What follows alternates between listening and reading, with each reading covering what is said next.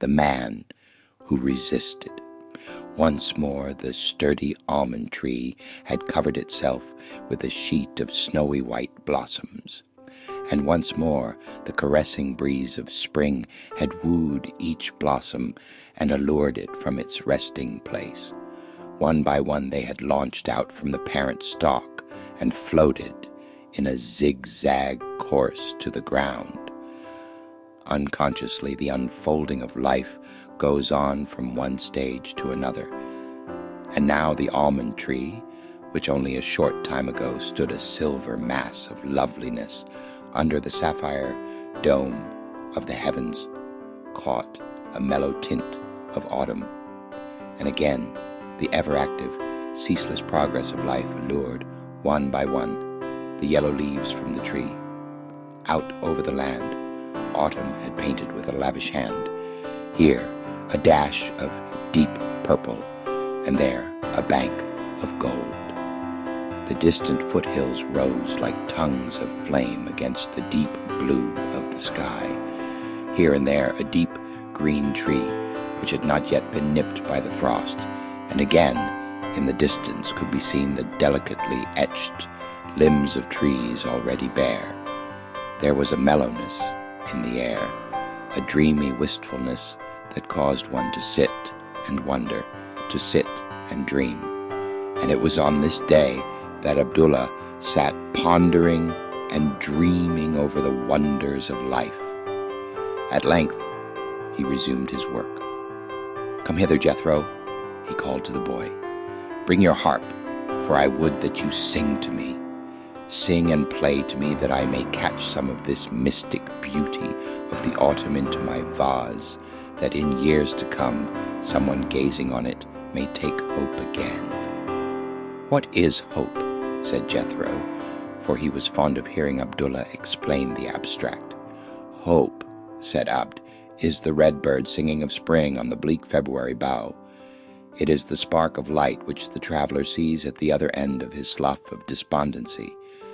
It is the early spring, lily peeping through the snow. But I would listen to thee a while. What will you sing to me?" So Jethro, taking his harp, began. The wheel of the potter turns round and round. Shaping has various wares, some to hold water, and some to hold wine, and some to hold flowers fair. Into each vessel the potter will mold a big thought of usefulness, and thus will the thought of the potter live, and ever wait to bless. God is the potter, and man is the clay.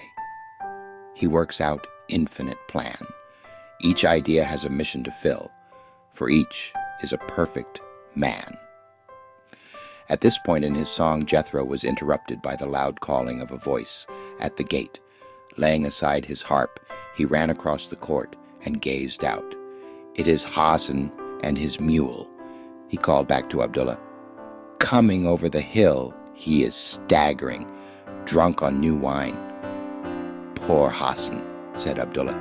"He is the man who resisted." "Resisted," said Jethro. "What do you mean, Father Abdullah?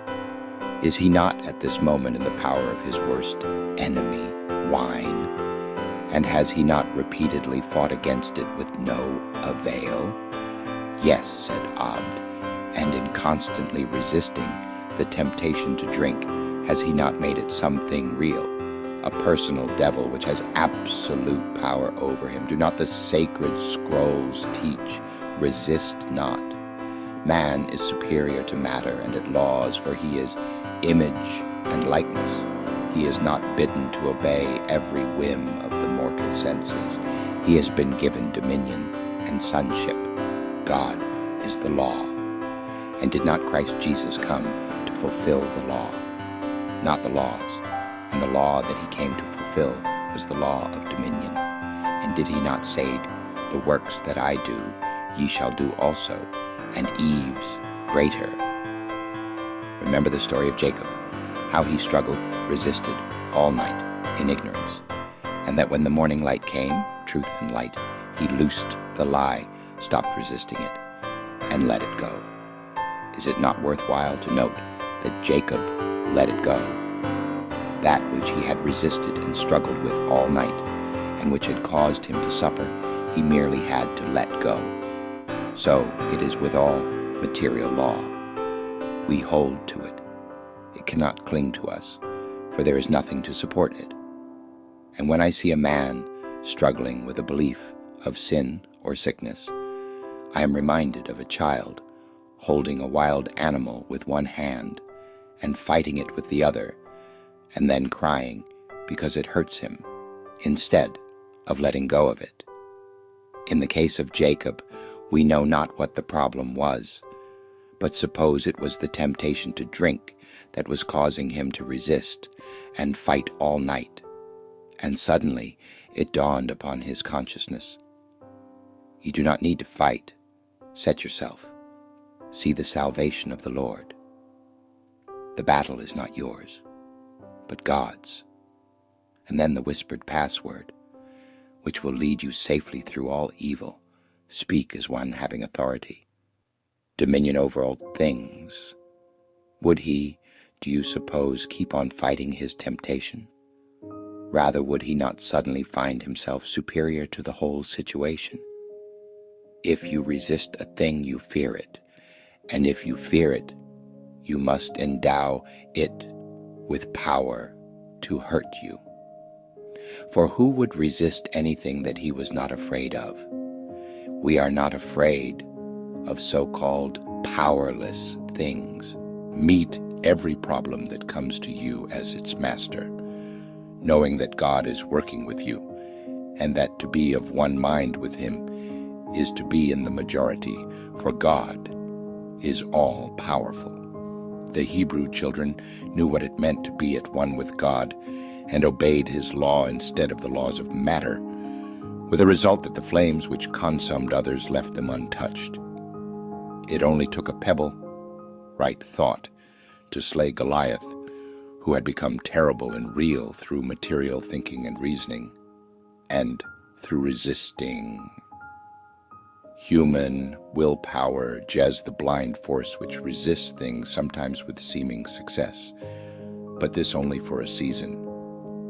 The great keynote to all right work is the attitude that I can of mine own self do nothing, but with God all things are possible.